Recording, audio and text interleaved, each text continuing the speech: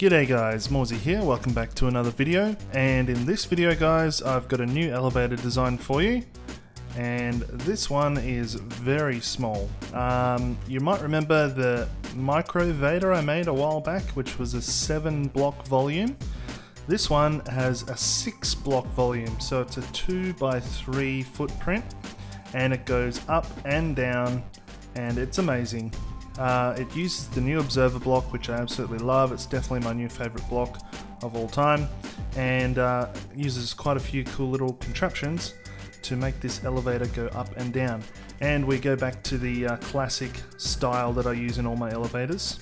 So without further ado, let's ride it down. So I have to press this one to go down.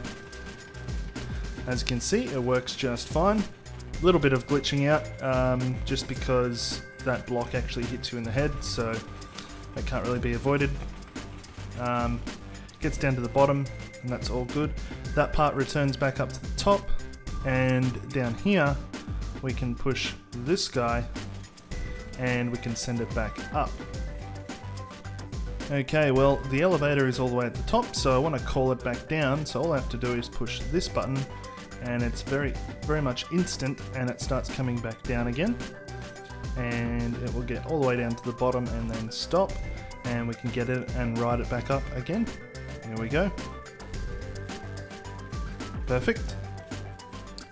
And now I'm at the top, and of course the elevator is down the bottom, so again we can call it just by pushing this button, and it'll come back up instantly as well. So instant transmission with these guys, which is really cool, and I'll show you how it works in just a second.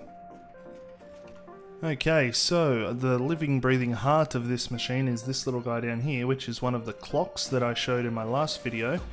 It's just got one observer block facing into this guy, and that goes through a repeater and triggers itself again and makes a clock. And then I've got another observer block here, which actually sends a signal straight up the back of this line here, and we pull the power off that with a repeater on each level, and the repeater is what powers the pistons on the way up and down. So when we get all the way to the top, it just has a little bit of a mechanism here. So this one, we've got a redstone block up here which buds the top piston and keeps it extended, and then we've got another couple of little switches here, and this is really cool. So when I push this, keep your eye on that redstone block at the top there. So let's see, when I push this, it goes up, and then when the button pops back out again, it actually pulls it back down into this position. So that's kind of cool. To make it go down, to make the signal go down, we've got another row of observer blocks. These guys, which point down that way, and we've got a little piston here which is bud powered by this button here, and I'll show you that in just a sec. So when we push this, that piston actually extends and updates this block, which sends a signal all the way down here. Now this is a cool little interference pattern I've got here. So basically there is a bit of interference between going up and going down. So I made this little guy, so when you push the button at the top there, let's see if I can actually demonstrate. So if this was pushed here, that would actually, oh, let's fix this up. So if I push the button, imagine I'm pushing the button all the way at the top, it extends that piston down and retracts it again, which powers this little guy. This sits on a little torch down here, which is what powers the bottom set of pistons. And then, using the same set of pistons to make the signal go up, when we push this button, that piston extends and it goes up this line, which goes all the way up and intersects here and powers this thing again. So that's how it works.